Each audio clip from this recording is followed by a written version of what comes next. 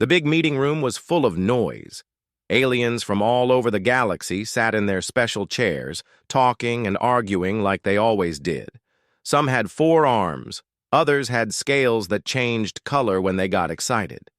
A few floated in tanks of purple water. The room smelled like metal and strange flowers. Ambassador Yun Wu sat in the human section. He was a quiet man with gray hair and kind eyes. He wore the simple blue uniform that all human diplomats wore.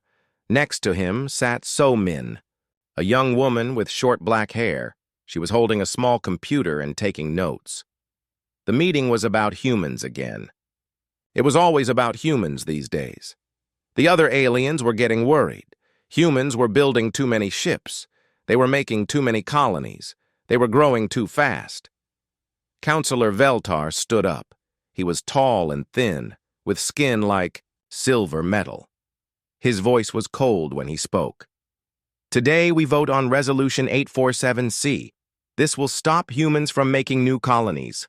They must pay more taxes on their space travel. They are getting too strong. Yun Wu did not look surprised. He had seen this coming for months. The other species were afraid. Humans had only been in space for 200 years, but they were already everywhere. They built things fast. They fixed problems that other aliens could not solve. They made friends with everyone. Humans are dangerous, said another alien with blue skin and 6 eyes. They think too much. They ask too many questions. They should stay in their small corner of space. So Min wrote everything down. She had been working with humans in space for 10 years. She knew how hard humans work to help everyone. They shared their medicine. They taught other species how to grow food. They helped fix broken machines. But the aliens only saw humans getting stronger.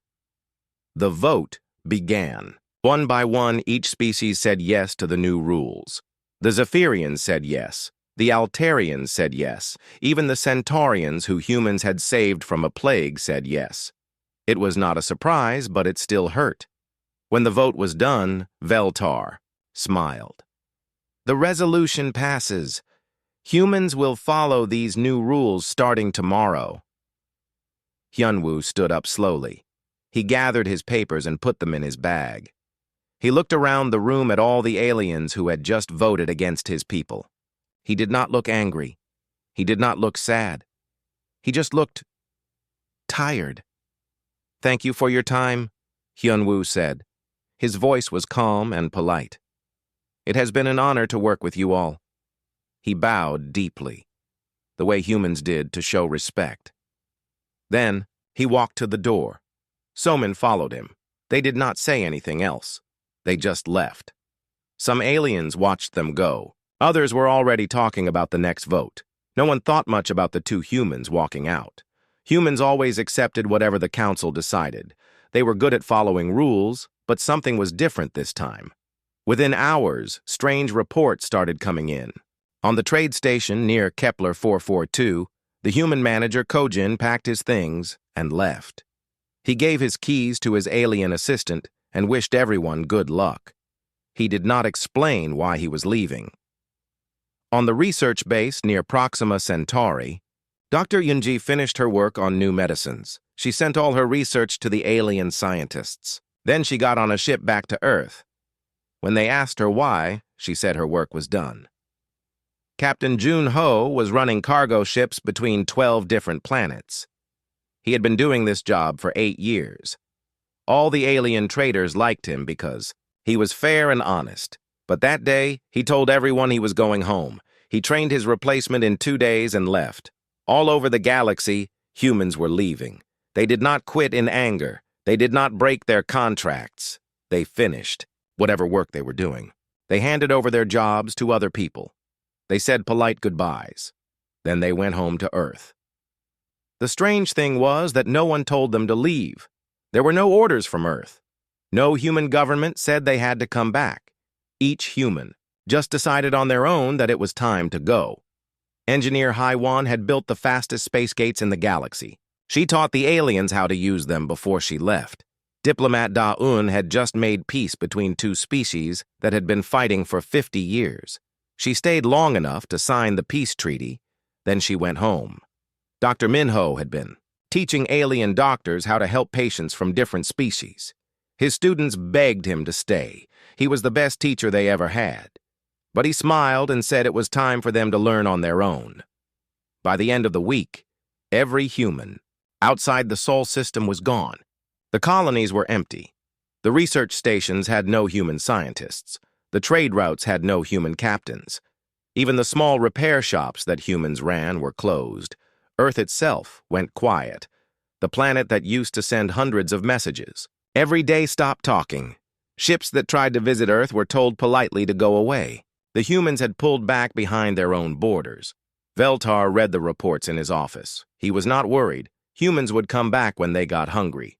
They needed the galaxy more than the galaxy needed them. This was just their way of showing. They were upset about the vote. "Let them stay home and sulk," he told his assistant. "They will be back in a few months, begging to rejoin the council." But deep down, something bothered him. The humans had not looked angry when they left. They had not made threats or demands. They had just gone, like they had been planning this for a long time. Outside his window, the space station seemed strangely quiet. 3 human-run businesses had closed that day. The coffee shop where humans served drinks from Earth was empty. The repair bay where human engineers fixed everything was dark. For the first time, Veltar wondered if they had made a mistake. 3 months had passed since the humans left. At first, nobody really noticed. The galaxy was big, and there were plenty of other species to do the work. But slowly, things started going wrong. The first problem showed up at the Tau Ceti trading hub. This was a huge station where ships from all over the galaxy came to buy and sell things. Captain Junho used to run the shipping office there. He knew exactly which ships should go where and when. He could look at a computer screen full of numbers and somehow make it all work perfectly. The new manager was a Centaurian named Vex. He had 4 arms and was very good with computers. But when he looked at Junho's shipping system, he felt confused. The human had created something that looked simple but was actually very complex. Ships were scheduled in patterns that seemed random, but somehow everything always arrived on time. Vex tried to follow the same patterns, but he did not understand why Junho had done things a certain way. Soon, ships started arriving late. Some cargo got lost. Traders began complaining that their goods were not getting delivered. "How did the human make this work?" Vex asked his assistant. "I do not know," the assistant said. "He never explained it. He just knew where everything should go." Similar problems were happening all over the galaxy. On Station Omega-7, the hyperspace gates kept breaking down. These gates let ships travel fast between stars. Engineer Haiwan used to fix them when they stopped working. She had left behind instruction manuals, but the alien engineers could not understand them. The manuals were written in simple words, but they talked about fixing things in ways that did not make sense to alien minds. Haiwan would write things like, "Listen to the engine hum," or "Check if the energy feels right." The aliens did not know what these things meant. Chief Engineer Corvin tried to follow the instructions exactly, but when he listened to the engine, he only heard noise. When he checked the energy, the readings looked normal even when the gate was about to break. He missed something important, but he did not know what. "Humans fix things differently than we do," he told his team. "They do not just follow rules. They seem to feel when something is wrong." The broken gates meant ships had to take longer routes.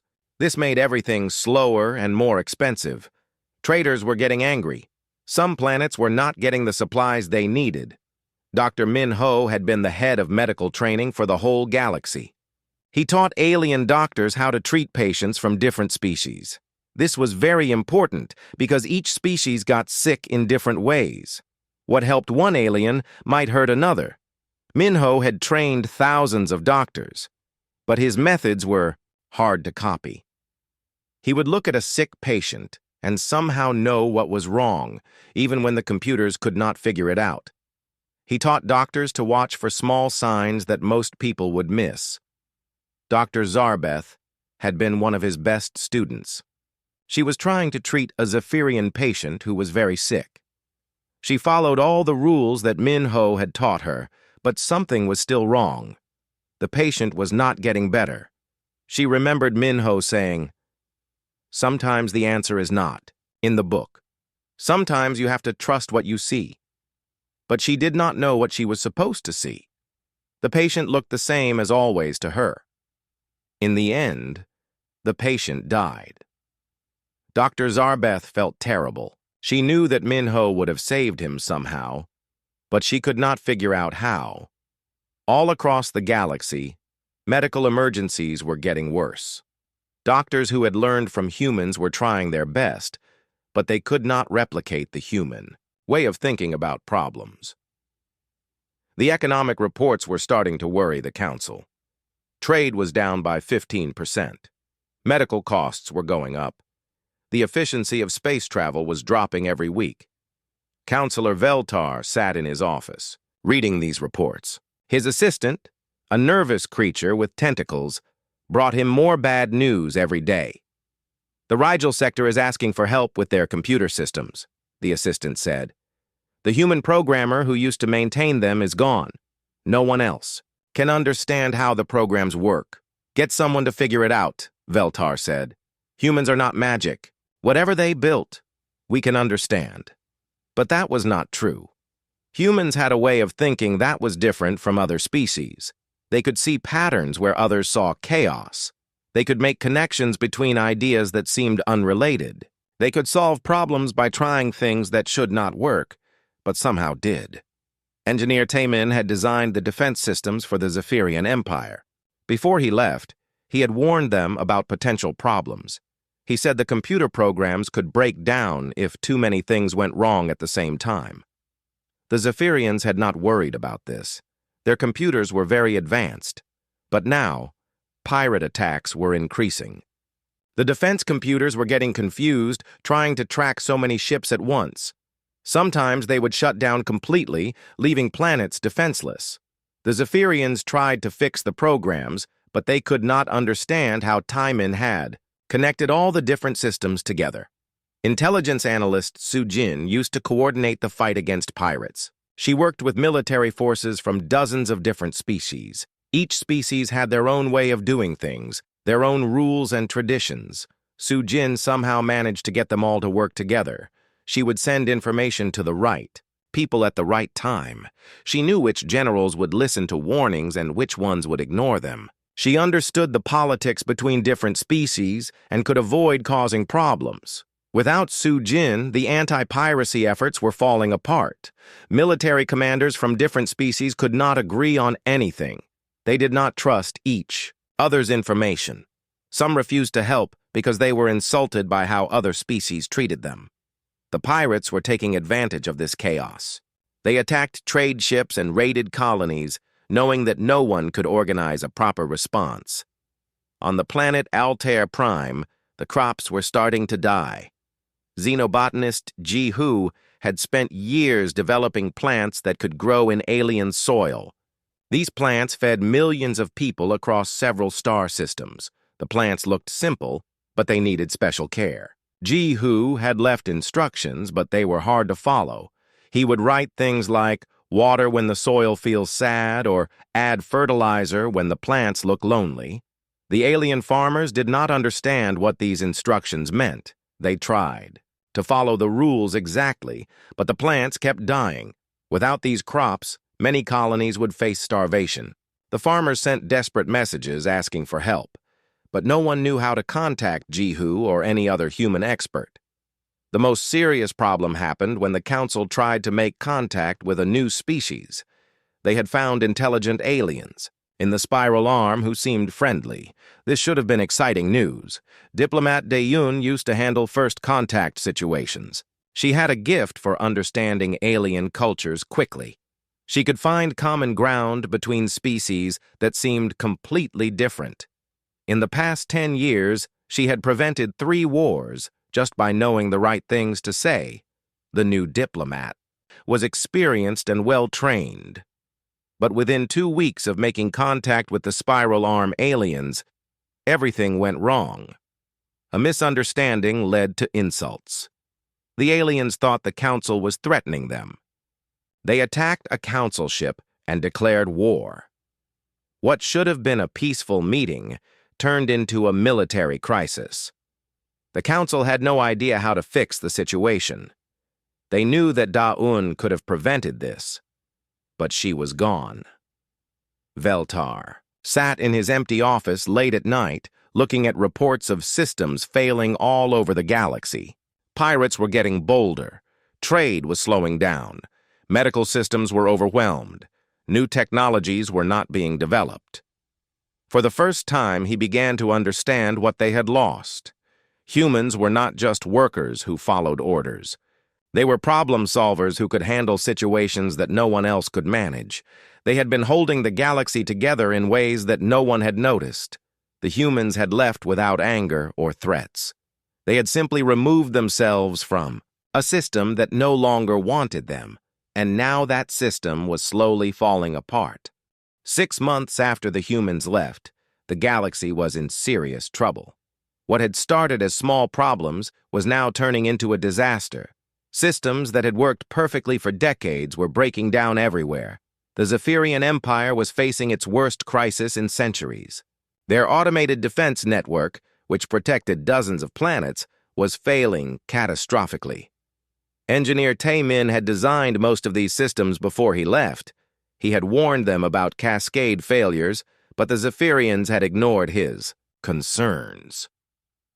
Admiral Kethvar stood in the command center watching red warning lights flash across his screens. 3 defense platforms had shut down in the last hour. Pirates were attacking merchant ships right outside Zephyrian space, and his mighty fleet could not respond fast enough. How did the human predict this would happen? He asked his chief. Engineer. Taemin said our systems were too connected, the engineer replied. When one part fails, it makes other parts fail too. He called it a cascade effect. Can we fix it? We are trying, but we do not understand how he connected everything. His design looks simple, but it has layers we cannot see. The engineer was right.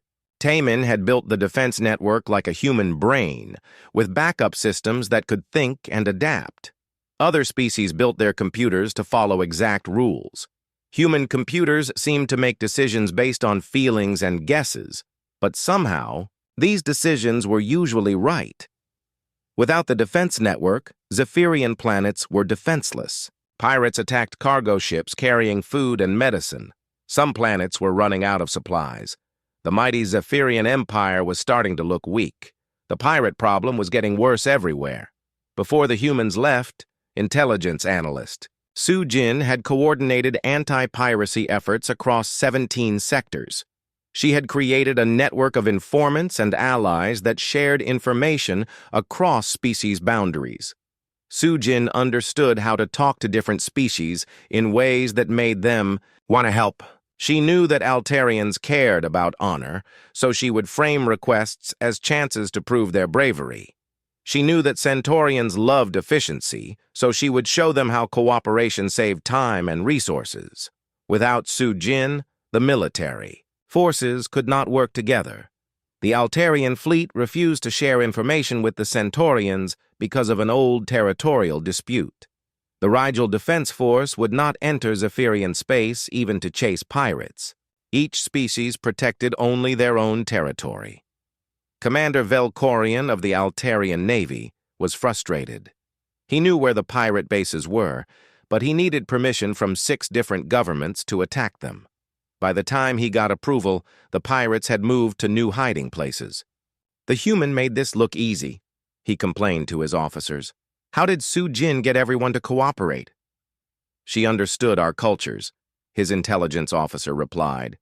She knew how to ask for help in ways that made us feel respected. The Awa new coordinators just give orders and expect us to obey. The pirate attacks were not just stealing cargo. They were destroying confidence in galactic trade. Merchants were afraid to travel certain routes. Some companies stopped doing business in dangerous sectors. This made goods more expensive everywhere. On Altair Prime, the agricultural crisis was getting desperate. The hybrid crops that xenobotanist Jihu had developed were dying despite everyone's efforts. These plants fed 47 different colonies, and the harvest was failing. Farm manager Zor Ellen had worked with Jihu for 5 years. She thought she understood how to care for the hybrid plants, but something was wrong. The plants looked healthy for a few weeks, then suddenly wilted and died. Jihu's instructions do not make sense, she told her workers. He says to watch for signs of plant stress, but what signs? He says to adjust the soil chemistry when the plants feel unhappy. But how do we know what plants feel? The problem was that Jihu thought about plants like living beings with personalities. He could somehow sense when a plant was struggling before any instruments detected problems. He would walk through the fields and notice tiny changes in color or leaf position that warned of trouble. The alien farmers were trying to follow his written instructions, but they could not replicate his intuitive understanding. They measured soil chemistry and water levels precisely, but they missed the subtle signs that told Jihu when to make adjustments. The crop failures meant food shortages across multiple star systems. Some colonies had enough stored food for a few more months, but others were already rationing meals. The council received desperate requests for emergency supplies, but there was not enough food to go around. Dr. Yuna had been working on new farming techniques that could have solved these problems. But she was back on Earth now, beyond the council's reach. The medical situation was just as bad. Emergency response protocols that had worked for decades were falling apart. Dr. Minho had trained hundreds of medical teams to handle disasters, but his methods required a way of thinking that other species found impossible to copy. During a plague outbreak on Rigel Station, the medical team tried to follow Minho's emergency procedures. But the human doctor had designed these procedures to be flexible, not rigid. He expected medical workers to adapt the rules based on what they observed. Dr. Keth Mirren led the medical response team. She had worked with Minho for 3 years and considered herself his best student. But when the plague started spreading faster than expected, she did not know how to modify the treatment protocols. Minho would change his approach based on how patients responded, she explained to her team. But he never explained how he decided when to change things. He would just say that the treatment felt wrong and try something different. The plague killed hundreds of people before they contained it. Dr. Keth Mirren knew that Minho would have saved most of them, but she could not figure out how. The most dangerous crisis happened during first contact with a species called the Helix Collective. These aliens were powerful and technologically advanced. Making them allies could have strengthened the galaxy. Instead, the meeting turned into a diplomatic disaster. Diplomat Yun had handled dozens of first contact situations. She had an amazing ability to understand alien cultures quickly and find ways to communicate across vast differences. She would spend days studying everything about a new species, then approach them in ways that showed respect for their values. The new head of First Contact was Ambassador Torvek, an experienced Centaurian diplomat. He was intelligent and well-trained, but he did not have Dayun's intuitive understanding of alien psychology. Torvik tried to follow standard First Contact procedures. He offered gifts and formal greetings, but the Helix Collective interpreted his actions as signs of weakness. They thought the Council was trying to bribe them or show submission. The misunderstanding escalated quickly. The Helix Collective demanded tribute from Council species.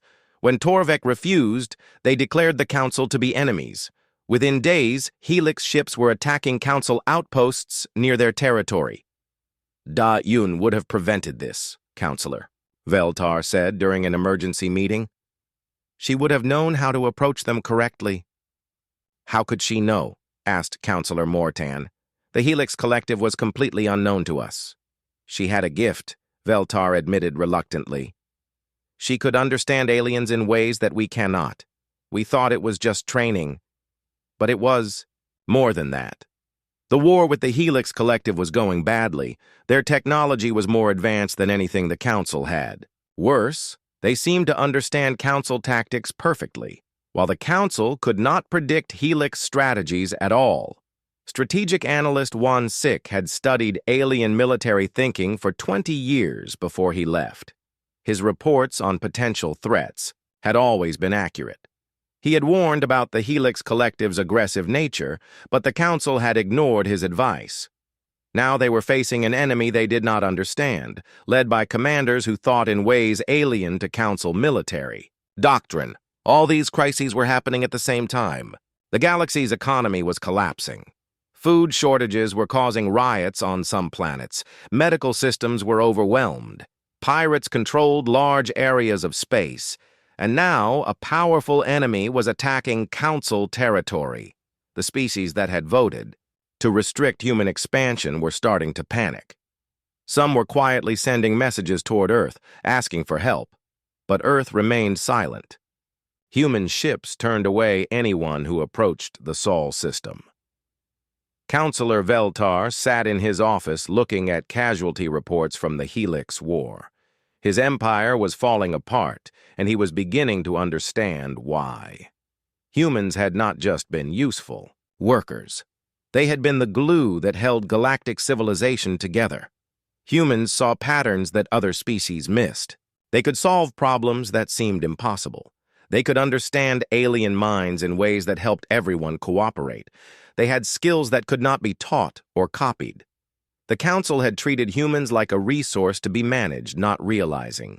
They were dealing with something much more important. They had restricted the most innovative and adaptable species in the galaxy, and now everyone was paying the price. But the worst part was not knowing what humans were doing on Earth. Long-range sensors detected massive construction projects in the Sol system. Energy readings suggested new technologies that the Council could not identify. 2 years had passed since the humans left, and the Galactic Council was desperate. The galaxy was falling apart faster than anyone had imagined possible. Systems that had worked smoothly for centuries were failing everywhere. The Council's pride was finally broken, and they knew they needed the humans back. But Earth had gone completely silent. No human answered any messages from the Council. Trade offers were ignored. Diplomatic requests went unanswered.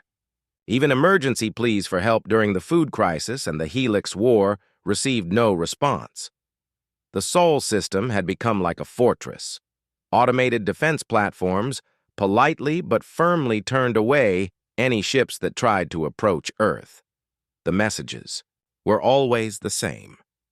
Earth appreciates your interest but is not accepting visitors at this time. Counselor Veltar had lost most of his political power. Other council members blamed him for the human exodus and the disasters that followed, but he was still determined to fix his mistake. He convinced the council to send a diplomatic mission directly to the edge of the Sol system. "We will go ourselves," he announced. "We will show the humans that we respect them enough to come in person. We will apologize and ask them to return." The mission included representatives from 12 major species. They brought gifts and formal apologies. They prepared speeches explaining how much the galaxy needed human help. Veltar himself led the mission, hoping that his personal presence would show how serious they were. The journey to Earth took 3 weeks. As they approached the Sol system, the fleet could see signs of massive construction. New structures orbited every planet and moon. Strange energy readings came from devices they could not identify. Whatever the humans were building, it was far, beyond anything in Council databases. At the edge of the system, a single human ship appeared to meet them. It was a small corvette, nothing impressive compared to the huge Council vessels. But there was something different about it. Its hull had a strange shimmer, and it moved in ways that seemed to ignore normal physics. The corvette's captain introduced himself as Commander Siok Jin. His image appeared on the Council fleet's main screen. He looked calm and professional, wearing a uniform that was similar to old human designs, but somehow more advanced. "Welcome to the Sol system," Siok Jin said politely. How can we help you today? Veltar stepped forward, his silver skin reflecting the bridge lights. Commander, we have come to speak with Earth's government. The galaxy is facing many crises, and we need human expertise to help solve them.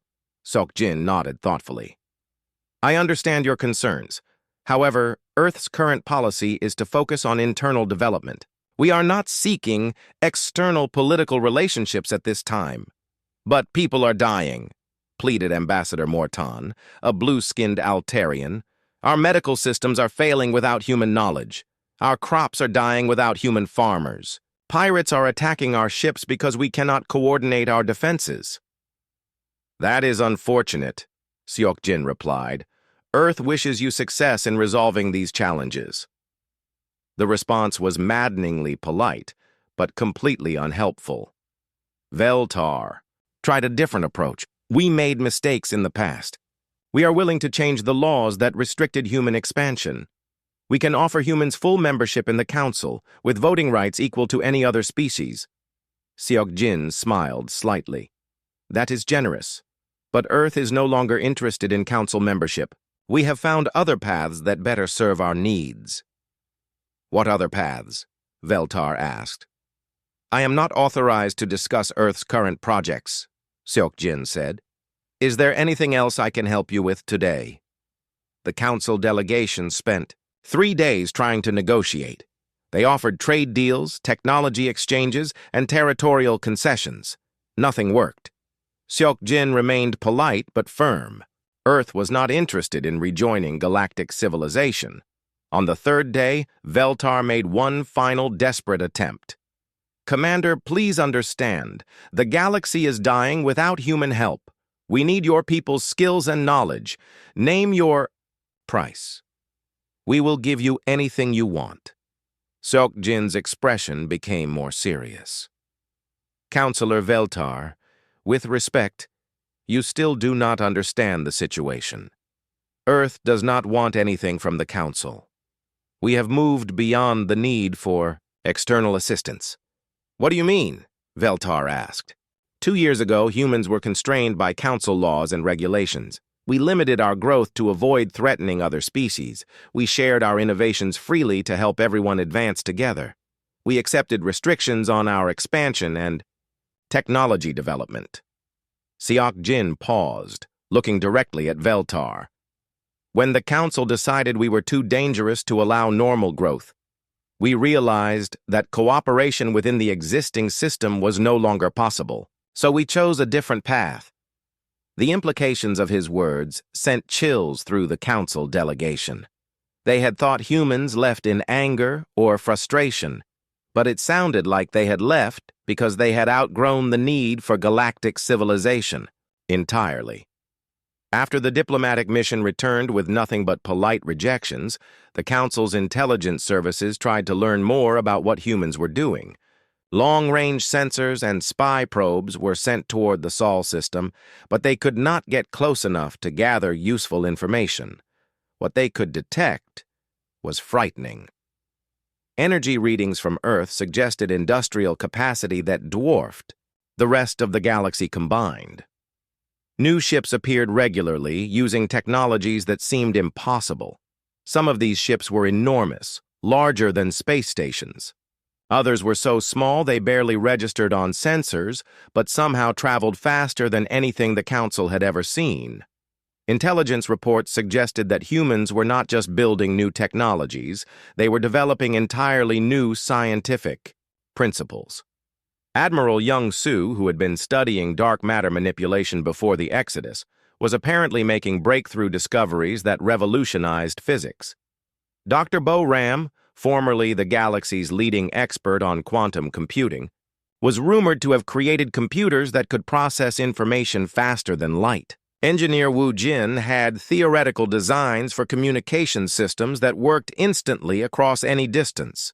All of these brilliant minds were now working together on Earth, free from Council restrictions and regulations. They were advancing human civilization at a rate that seemed impossible. The most disturbing intelligence came from the galaxy's outer edges. Council monitoring stations detected strange ships in areas that should have been empty space. These ships did not match any known designs, but they had energy signatures similar to new human technology. Captain Kyung-soo, who had commanded exploration, fleets before the Exodus, was apparently leading missions far beyond the galaxy's rim. Humans were making contact with civilizations that the Council did not even know existed. Dr. Yoon-ah, who had been working on agricultural improvements for Council worlds, was now developing technologies that could terraform entire planets in months instead of centuries. Scientist Bo Ram had solved problems in exotic matter manipulation that Council researchers had been struggling with for millennia. The final shock came when long-range sensors detected something extraordinary. Human ships had made peaceful contact with entities beyond the galactic rim that possessed technologies even more advanced than Earth's new capabilities. Ambassador Nam Jun, who had once worked to maintain peace between Council species, was now establishing relationships with alien civilizations that the Council could not even imagine. These aliens had apparently been watching the galaxy for thousands of years, waiting for a species mature enough to join their community. The humans had not just left the Council, they had been invited to join something much greater. Veltar read the intelligence reports in his private office, his hands shaking with the implications. Earth had not retreated in defeat.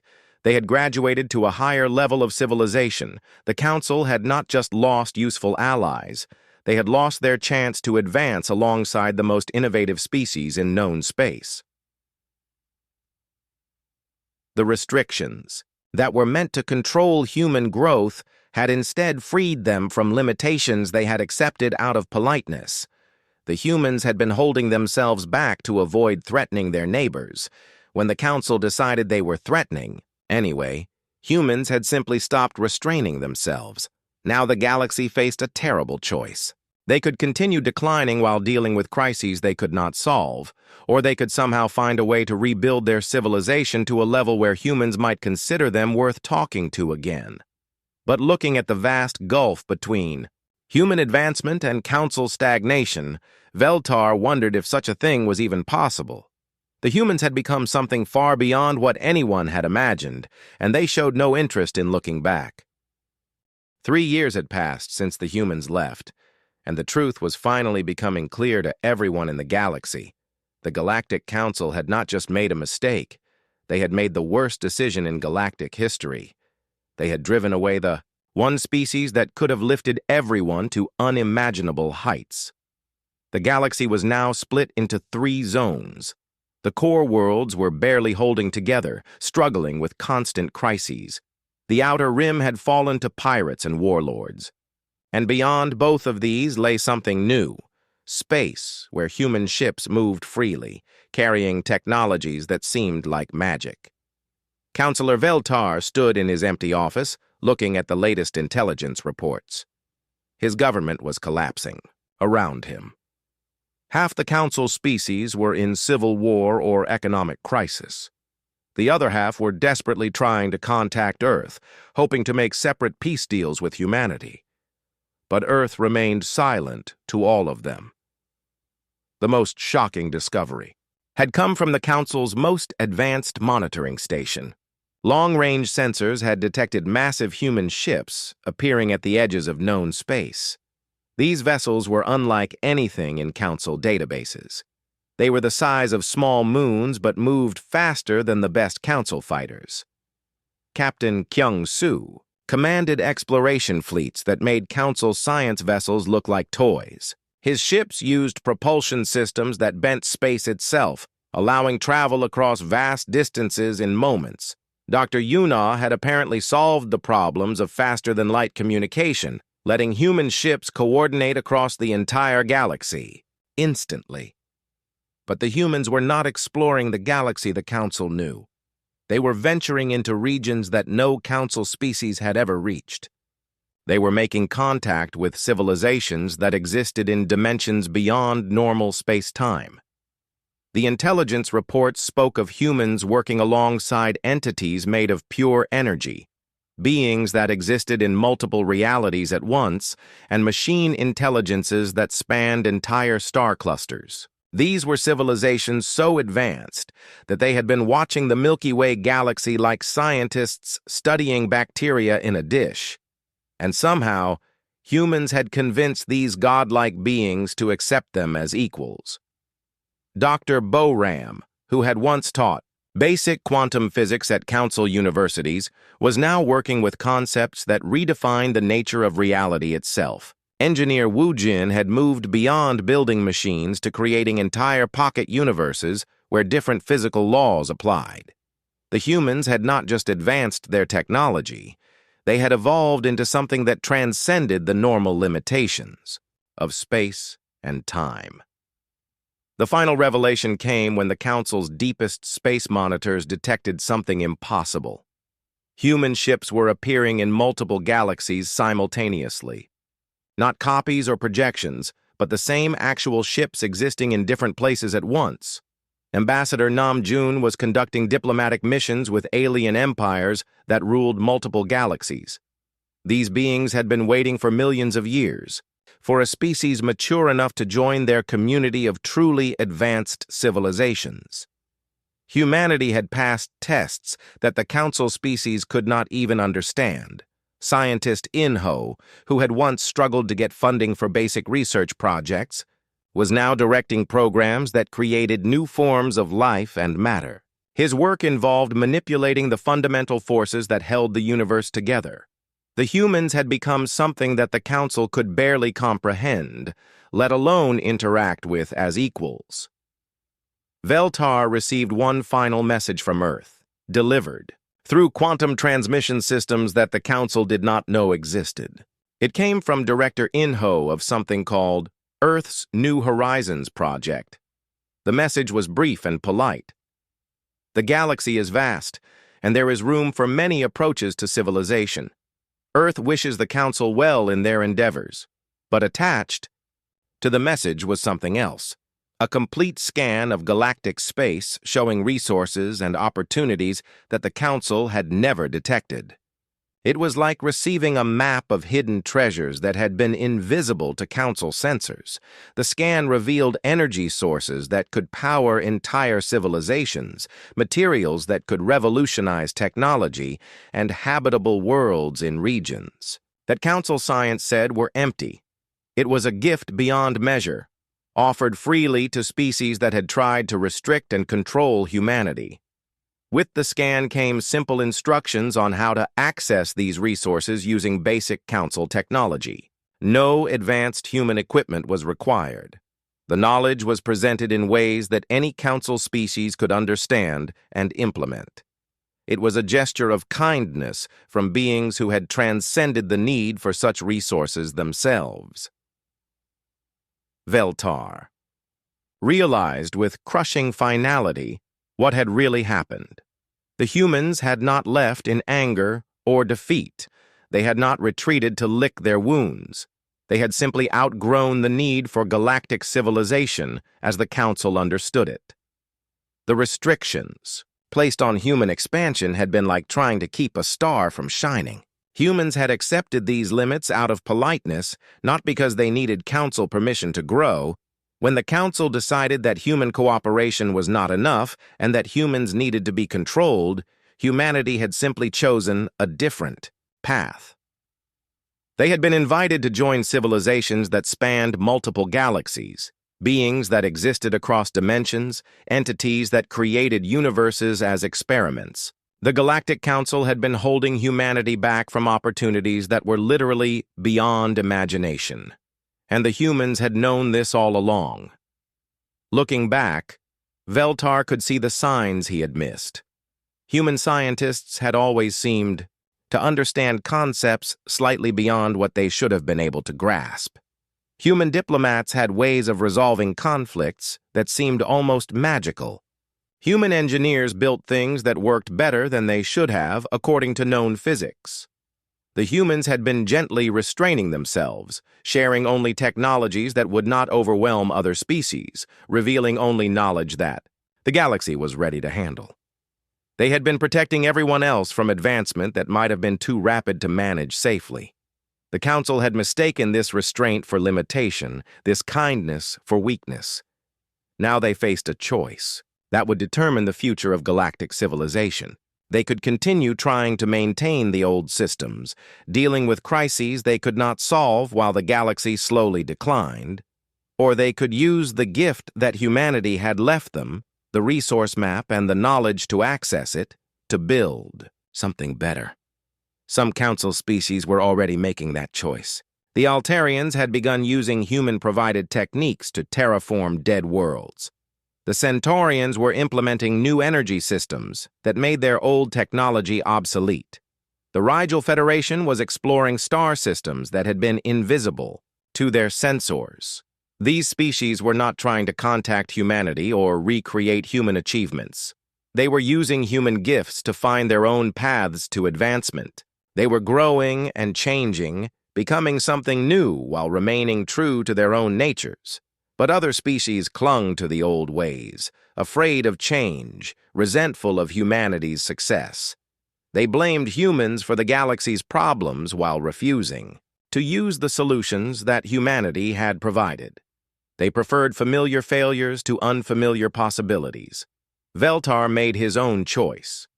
He resigned from the council and dedicated his remaining years to helping his people use humanity's final gift. He could not undo his mistakes, but he could help ensure that future generations would not repeat them. The last intelligence report on his desk spoke of human ships exploring realities beyond the physical universe, working with entities that existed in realms of pure thought and possibility. Humanity had joined civilizations that created universes like gardens, beings that painted with the forces of creation itself. They had become explorers of infinity, architects of impossibility, friends to gods, and they had offered the same opportunities to everyone, asking nothing in return except the wisdom to use these gifts well. The humans had left without a word because words were no longer necessary. They had spoken through their actions, their achievements, and their final generous gift to species that had tried to limit their potential. They had shown the galaxy what was possible when a civilization chose growth over fear, cooperation over control, and infinite possibility over the comfortable boundaries of the known. The Council had blundered not just in restricting humanity, but in failing to recognize what humanity truly was, a species that had been invited to join the architects of reality itself. And in trying to keep humans small, the Council had revealed how small they themselves had chosen to remain. Now the galaxy would discover whether they could learn from humanity's example and grow beyond their own limitations, or whether they would remain forever trapped in the shadows of what they might have become. The choice was theirs, and theirs alone.